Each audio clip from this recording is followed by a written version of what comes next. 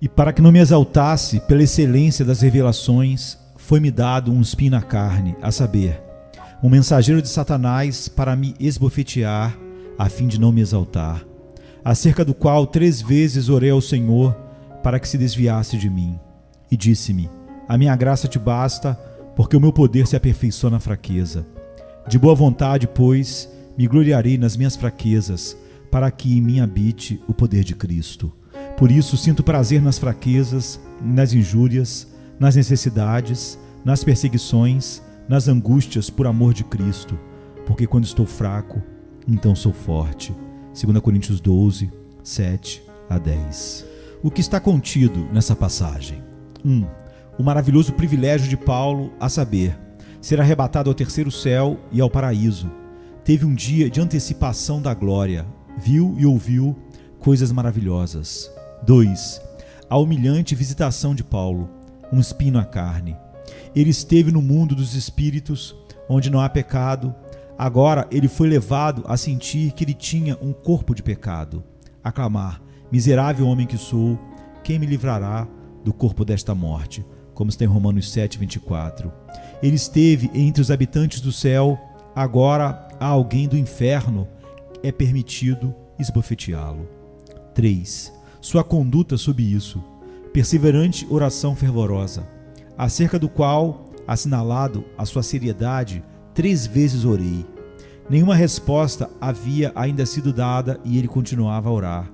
Antes, ele estava mais envolvido em louvar ou pensando em contar aos outros. Agora, ele é trazido a clamar por sua própria alma para que ele não seja um reprovado. A resposta: a minha graça te basta. Deus não arranca o espinho, não dirige o diabo de volta para o inferno, não leva para fora do corpo o espinho, não. Mas ele abre seu próprio seio e diz: veja, aqui há graça suficiente para você. Aqui há força que sustentará o mais fraco. E 4. A resolução de Paulo a seguir o seu caminho glorificando a Deus em suas fraquezas, em sua enfermidade. Ele está contente em ter fraquezas, em ter um corpo de pecado, a fim de que Cristo seja glorificado ao sustentar um vaso tão fraco. Que o poder de Cristo habite continuamente em minha alma, que a sua forte mão tenha alguém para sustentar para o seu próprio louvor. Tenho prazer em todas as dispensações humilhantes, pois elas me ensinam que eu não tenho força e então eu sou mais forte. Então, um maravilhoso privilégio de Paulo. Ele tinha obtido uma antecipação da glória dos céus. Ele viveu um período maravilhoso para a sua alma. Ele foi arrebatado ao terceiro céu ou ao paraíso. Ele foi levado para a casa do Pai com muitas moradas. Ele foi levado para estar com Jesus e o ladrão salvo no paraíso. Ele não poderia dizer muito sobre como isso ocorreu, se ele estava no corpo ou fora do corpo. Ele não poderia dizer. As palavras que ouviu, as palavras do Pai, as palavras de Jesus, as canções dos redimidos e dos santos anjos eram inefáveis. Ainda assim, ele nunca poderia esquecer aquele dia. 14 anos se passaram sobre a sua cabeça e isso ainda estava fresco em sua lembrança. As visões que viu, as palavras que ouviu, ele jamais esqueceria. Este foi exatamente um dia de glória, uma antecipação do céu. Queridos crentes, vocês também têm privilégios maravilhosos. Vocês também têm as suas antecipações do céu. Vocês podem não ter as visões milagrosas do paraíso que Paulo fala aqui.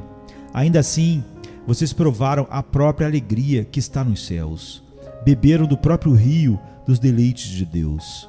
Se vocês conhecem o Senhor Jesus, vocês sabem quem é a pérola do céu, o sol e o centro dele. Se vocês têm o sorriso do Pai, vocês têm a própria alegria do céu. Acima de tudo, se vocês têm o Espírito Santo que habita em vocês, têm também a garantia da herança. Em tais dias, como na última comunhão do domingo, as alegrias de um cristão não são inefáveis e cheias de glória, ao qual, não havendo visto, há mais. Não devem tais dias ser lembrados, mesmo 14 anos depois, quando muitos terão ido para a mesa acima, alguns olharão para trás, para o domingo passado, como um dia vivido em seus átrios, melhor do que 1000 dias. Para aqueles de vocês que não obtêm nenhuma alegria em tais ocasiões, nada podemos dizer, senão que vocês não teriam nenhuma alegria no céu também. Se vocês não estão contentes à mesa do Senhor aqui embaixo, você nunca, eu temo, estará feliz à mesa de cima. Em segundo lugar, a humilhante visitação de Paulo. E para que eu não me exaltasse pela excelência das revelações, foi-me dado um espinho na carne, a saber, um mensageiro de Satanás para me esbofetear a fim de não me exaltar. Verso 7. O que foi dado a ele? O espinho na carne que se fala aqui é entendido de formas diferentes pelos intérpretes. 1. Alguns entendem que possa ter sido uma doença física, algumas fortes dores lancinantes dadas a ele. A dor e a doença são muito humilhantes. Elas são frequentemente usadas por Deus para humilhar o espírito altivo do homem. 2. Alguns entendem por isso alguma tentação notável para o pecado imediatamente a partir da mão do diabo, um mensageiro de Satanás que era como um espinho em sua alma. 3. Alguns entendem que possa ter sido algum pecado persistente, alguma parte do seu corpo de pecado do qual ele se queixa tão dolorosamente em Romanos 7. Alguns desejos do seu velho homem despertados à atividade por um mensageiro de Satanás. Parece mais provável que este era o espinho que o fazia gemer. Não sabemos de fato. O que quer que fosse, uma coisa é clara: foi uma visita verdadeiramente humilhante. Ela levou Paulo ao pó. Um pouco antes, ele havia estado no mundo sem pecado. Não sentiu o corpo do pecado, viu os espíritos puros diante do trono e os espíritos aperfeiçoados dos homens justos. Agora, ele é levado para baixo para sentir que ele tem um corpo de pecado e morte, que ele tem um espinho na carne. Um pouco antes, ele estava entre os santos anjos, pisoteando o inferno e a sepultura debaixo dos seus pés. Agora, um mensageiro do inferno é enviado para lhe esbofetear. Miserável homem que sou. Pergunta: por que este espinho foi dado a ele? Resposta: para que ele não se exaltasse acima da medida. Isso é indicado por 2 vezes. Que coisa singular é o orgulho. Quem teria pensado que o arrebatamento de Paulo ao paraíso algum dia o teria tornado orgulhoso? E ainda assim, Deus, que conhecia o seu coração, sabia que seria assim e por isso o trouxe para baixo ao pó. O orgulho da natureza é assombroso. O orgulho da nossa natureza natural, do nosso coração, é assombroso. Um homem natural é orgulhoso de nada. Orgulhoso de sua pessoa, embora ele não tenha feito. Ainda assim, ele é orgulhoso da sua aparência, embora ele não tenha criado a sua aparência. Ele é orgulhoso de sua veste, embora uma tora de madeira pudesse ter a mesma causa de orgulho, se você colocasse a roupa nela. Orgulhoso de riquezas, como se houvesse algum mérito em ter mais ouro do que outros. Orgulhoso quanto à classe, como se houvesse algum mérito em ter sangue nobre. Ai, o orgulho corre nas veias. No entanto, há um orgulho mais assombroso do que o natural, o orgulho da graça. Você pensaria que um homem nunca poderia estar orgulhoso pelo fato de uma vez ter estado perdido e só merecer a ira de Deus? Contudo, isso infelizmente acontece. A Escritura e a experiência mostram que um homem pode orgulhar-se de sua medida de graça, orgulhar-se do perdão, orgulhar-se da humildade, orgulhar-se de saber mais sobre Deus do que outros. Foi isso o que foi surgindo no coração de Paulo quando Deus lhe enviou o espinho na carne. Caros amigos, alguns de vocês no último dia do Senhor foram trazidos para muito perto de Deus, e cheios de alegria indizível e cheia de glória. Alguns, eu estou bem certo, tiveram desde então a humilhante experiência de Paulo. Vocês pensaram que estavam para sempre longe do pecado, mas um espinho na carne vos trouxe para baixo.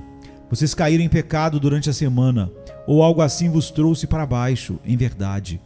Miserável homem que sou. Por que vocês caíram assim após um período de comunhão tão profunda como no domingo passado? Para torná-los humildes, para ensinar-lhes que vermes vis vocês são. Quando vocês podem ir à mesa do Senhor e ainda cair tão baixo, isso pode muito bem ensinar-lhes que vocês são vis.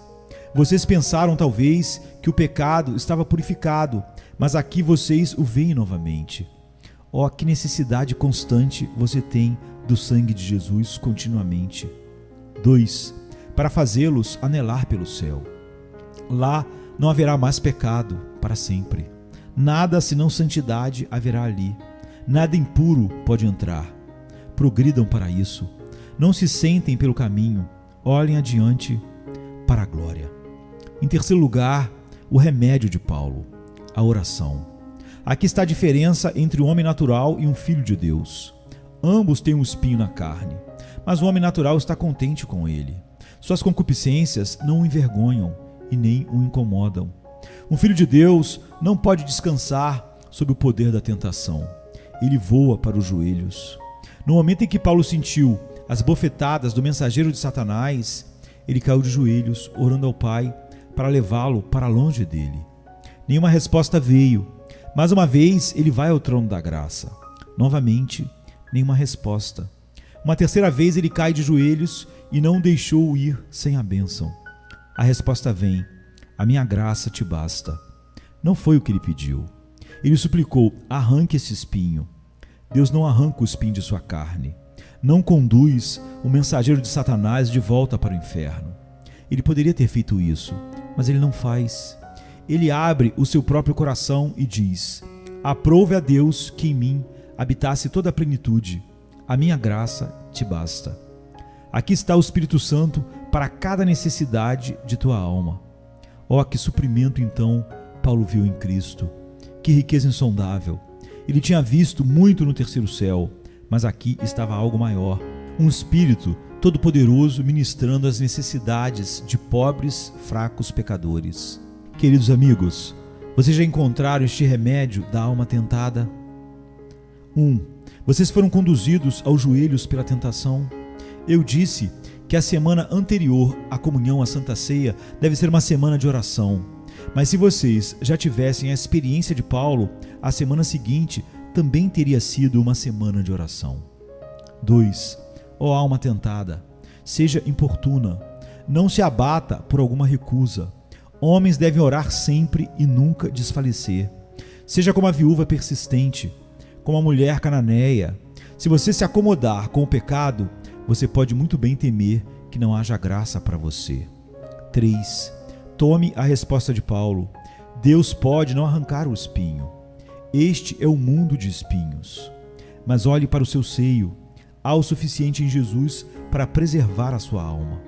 O oceano é cheio de gotas, mas o coração de Cristo é mais cheio de graça.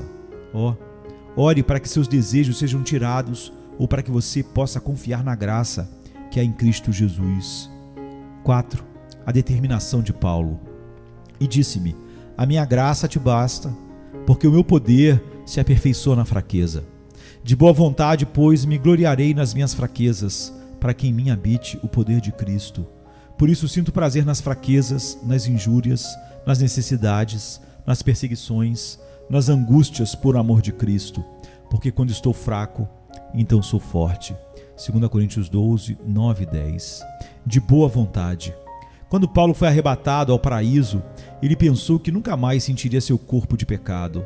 Mas quando ele foi humilhado e levado a conhecer-se melhor e conhecer a graça que há em Cristo, então a sua glória para sempre se fora. Ele viu que tinha um frágil corpo de pecado e de morte, e que havia poder suficiente em Cristo para guardá-lo de cair. A partir daquele dia, ele não se gloriou de que ele não tinha pecado em si, mas que ele tinha um Salvador onipotente habitando nele e sustentando-o.